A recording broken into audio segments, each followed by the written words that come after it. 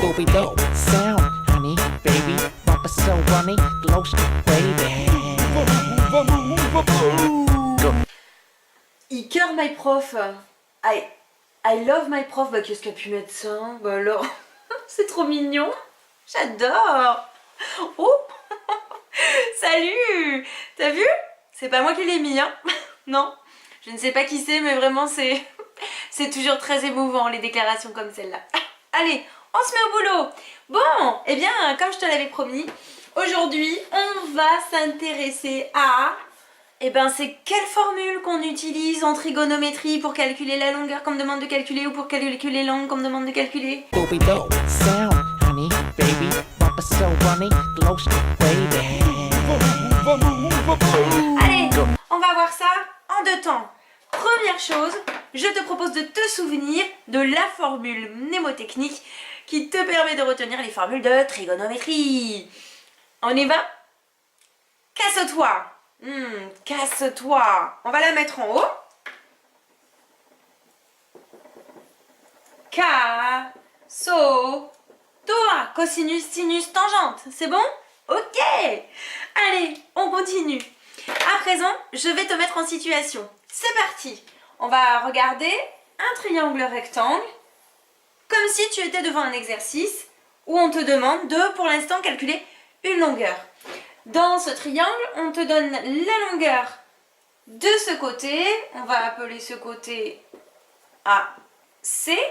On te donne la longueur de ce côté ainsi que la valeur de la mesure de cet angle qui est de 47 degrés. Objectif de cette recherche, déterminer la longueur AB. Bien, je ne vois pas le rapport avec les relations trigonométriques. Eh ben, j'ai envie de te dire, il y en a un quand même, hein. Cherche un petit peu, regarde. Observe bien. Ici, on a dit que les relations trigonométriques, c'était des angles, des longueurs, un triangle rectangle. Triangle rectangle, longueur, angle. Pas de problème, on va s'en sortir. Maintenant, comment on fait? Il faut que tu sois méthodique. Première étape, je note ce que j'ai, ce que je cherche. C'est parti. On y va. J'ai la longueur AC qui mesure 13 mètres. J'ai également... Eh oui, qu'est-ce que j'ai d'autre? J'ai la mesure de l'angle BAC. BAC mesure 47 degrés. 47 degrés, c'est compris entre 0 et 90. Entre 0 et 90, ça veut dire que c'est un angle aigu. Et oui, il est pointu. Bon, donc mon angle aigu BAC mesure 47 degrés. Maintenant, est-ce que j'ai d'autres choses pour l'instant? Non, il est possible que dans d'autres situations, j'ai plus de choses que ça. Pour cette fois, je n'ai que ces deux choses. Ensuite, je cherche. Qu'est-ce que je cherche? La longueur AB. Ok, première étape de la méthode, terminée. Je cherche, j'ai identifié. Deuxième étape de la méthode, maintenant, je dois repérer AC et AB. Qu'est-ce que c'est par rapport à mon angle BAC? Tu te souviens? On a regardé si on avait le côté opposé, le côté adjacent, l'hypoténuse. C'est maintenant que ça doit ressortir. Ici, tu as AB, AC et BC. Identifions ce dont on a besoin. Alors, déjà, est-ce que dans ce triangle, tu es capable de reconnaître l'hypoténuse? Le côté qui est face à l'angle droit. Exact. Regarde, face à l'angle droit, je retrouve AC. AC. Et mon hypoténuse, je vais le marquer à l'aide d'un H que j'entoure. Maintenant, pour l'angle BAC, dont j'ai la mesure, j'ai repéré que le côté AC était l'hypoténuse, donc forcément l'autre côté de mon angle est son côté adjacent. Exact. Donc ici, c'est le côté adjacent. Voilà. Maintenant, je n'ai plus qu'à trouver quelle est la formule qui utilise le côté adjacent et l'hypoténuse. AH. Est-ce que c'est K? Est-ce que c'est SO? Ou est-ce que c'est toi? AH, c'est bien dans le cosinus que je vais trouver ma réponse. Et regarde, je vais l'écrire juste en dessous. Cosinus de l'angle que j'observe depuis le début. BAC. Égale, je connais ma formule. La formule, c'est le côté adjacent sur l'hypoténuse. Donc, je note côté adjacent. Alors, AB, d'accord? C'était ça. AB sur la longueur de l'hypoténuse AC. Voilà ma formule. Je continue. Maintenant, je veux calculer la valeur de AB. Je dois donc remplacer par des valeurs numériques. Le cosinus, est-ce que je peux remplacer BAC? BAC, je connais sa valeur. 47 degrés. Et bien, je le mets ici. 47 degrés. Égale AB. Est-ce que je l'ai? Maintenant, c'est ce que je cherche alors. Donc, je le mets ici. Et AC, est-ce que je l'ai? Oui. L'hypoténuse, 13. Bon, alors, comment qu'on se dépatouille de ce truc maintenant? Alors, c'est pas très compliqué à nouveau, mais à nouveau, il faut être méthodique. Et oui, la méthode, c'est la base. En effet, si tu n'apprends pas cette méthode, ce sera compliqué de tout retrouver tout seul. Étape suivante, tu regardes. J'ai un truc ici et un rapport ici. Ça me fait penser à quelque chose. Le produit en croix. Ça ressemble à la fin de mes développements de Thalès. Sauf que dans Thalès, j'ai un truc sur un truc égale un truc sur un truc. Et là, il me manque quelque chose. Ce que je contourne sans problème en disant que le cosinus de 47 degrés, c'est comme s'il était sur 1. Mathématiquement, ça ne change rien. Et observe bien maintenant, regarde. Si je regarde bien, j'ai ici un tableau de proportionnalité. Et la valeur que je cherche est AB. Comment peux-tu trouver, à l'aide de ces trois choses, cosinus 47 degrés, 1 et 13, la valeur de AB?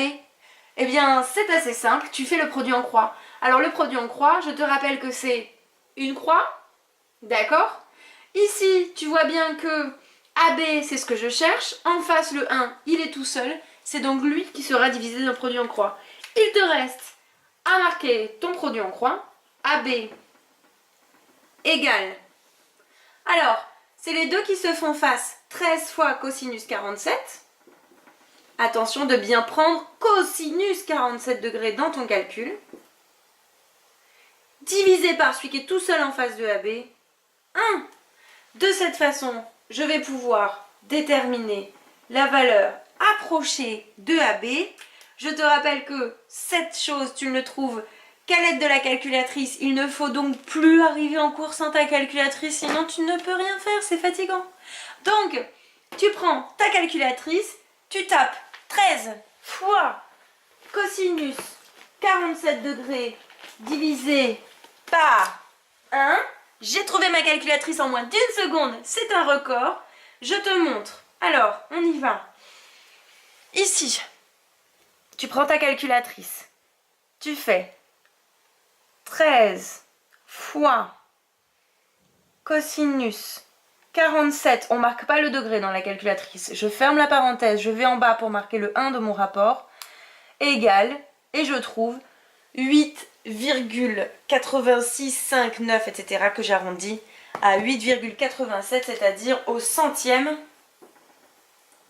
Comme je parlais de mètres au départ, j'obtiens des mètres à l'arrivée. Quand je veux calculer une longueur dans un triangle rectangle et que j'ai une longueur et une mesure d'angle, je peux trouver une autre longueur grâce à cosinus, sinus ou tangente. Je te rappelle que pour déterminer quelle formule j'utilise, je repère ce que j'ai, ce que je cherche. Est-ce que c'est le côté opposé, le côté adjacent, etc. Une fois que j'ai trouvé ça, j'applique ma formule, je remplace avec les valeurs, produit en croix pour calculer une longueur, et ensuite calculatrice, et c'est fini. N'oublie pas de régler ta calculatrice à l'aide du mode degré. Si ce n'est pas le cas, change de mode, mets-toi bien en degré, sinon ça changera tous tes résultats. Ce serait dommage quand même. Allez, maintenant on enchaîne. Cette fois-ci, je vais te trouver un exemple où tu vas pouvoir déterminer une mesure d'angle. Tu es prêt? C'est parti!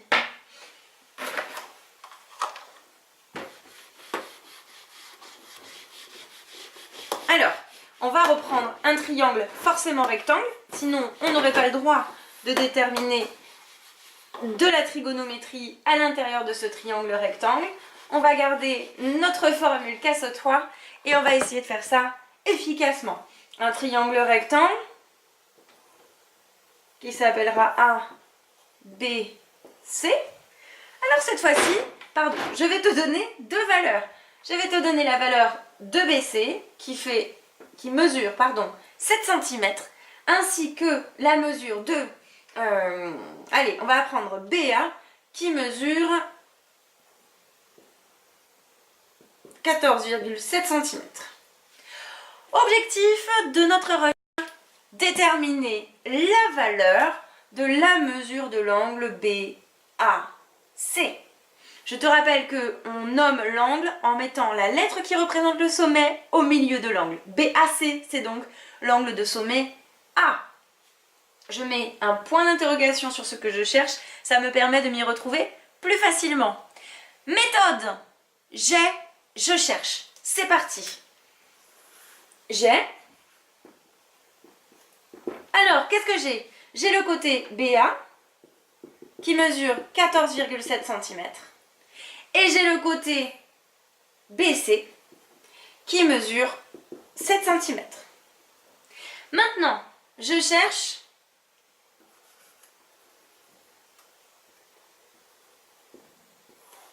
la mesure de l'angle BAC.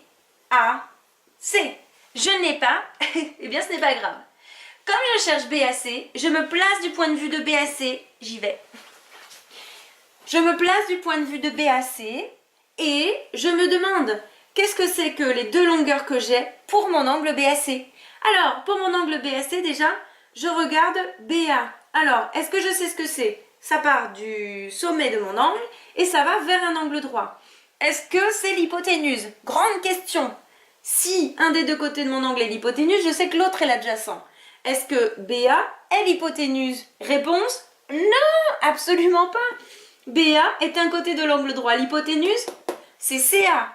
Donc, ça n'est pas l'hypoténuse. J'en déduis que forcément, pour l'angle BAC, BA est le côté adjacent. BC maintenant, puisque ce n'est ni l'hypoténuse ni le côté adjacent, il ne reste qu'une possibilité. Il est en face de l'angle. Ici, j'ai mon angle. En face, j'ai BC. C'est donc le côté opposé. Pas de problème. Je mets donc en relation un côté opposé et un côté adjacent. Opposé, hypoténuse, ça marche pas. Adjacent, hypoténuse, pardon, ça marche pas. Opposé, hypoténuse, ça marche pas. Opposé, adjacent, bingo! C'est la tangente qui va m'aider. Alors, je mets en œuvre mon raisonnement. La tangente de mon angle aigu, c'est-à-dire de l'angle ici BAC que je cherche, est égale au côté opposé sur le côté adjacent. Opposé BC, adjacent BA. Je transforme ceci avec les valeurs que j'ai. La tangente de BAC, que je n'ai pas, que je cherche, donc que je réécris, est égale à BC, je l'ai, 7. Sur BA, je l'ai aussi, 14,7. Et là, je me retrouve dans une situation où j'ai les deux longueurs, mais je cherche l'angle. Si je cherche l'angle, je n'ai qu'une chose à faire. J'utilise une formule qui utilise le mot arc. Et oui, je cherche un angle. Arc de cercle, ça correspond bien à un angle. C'est comme ça que tu peux t'en souvenir. Et voilà la formule. Je vais écrire arc. Comme c'était tangente, j'écris arc tangente de mon rapport de longueur, 7 sur 14,7. Et bien ça va me donner la valeur de mon angle. BAC est environ égal à, je le tape sur ma calculatrice, seconde tan, ça me donne arc tangente, j'écris le rapport de longueur 7 sur 14,7, je ferme la parenthèse, j'appuie sur égal et ça me donne un angle à 25,46 que j'arrondis à l'unité. Dans 90% des cas, c'est ce qu'on vous demandera pour un angle. Donc 25,4 revient à 25 degrés. Et voilà, tu as calculé une mesure d'angle grâce à la trigonométrie. Tu as vu? Tu as repéré ce que tu as, ce que tu cherches. Est-ce que c'est opposé, adjacent, hypoténuse? Donc, je choisis la formule que je dois utiliser. Je mets ma formule, je la transforme avec les chiffres. Est-ce que c'est un angle ou est-ce que c'est une longueur que je cherche? Si c'est un angle, c'est arc qui me permet de trouver la valeur de mon angle. Et voilà, tu connais tous les secrets de la trigonométrie. Cosinus, sinus et tangente maintenant sont à disposition pour faire tous les calculs dont tu as besoin avec la trigonométrie. Allez, à bientôt. Ciao, ciao. Booby dope sound, honey, baby, bumper so runny, glow stick, baby.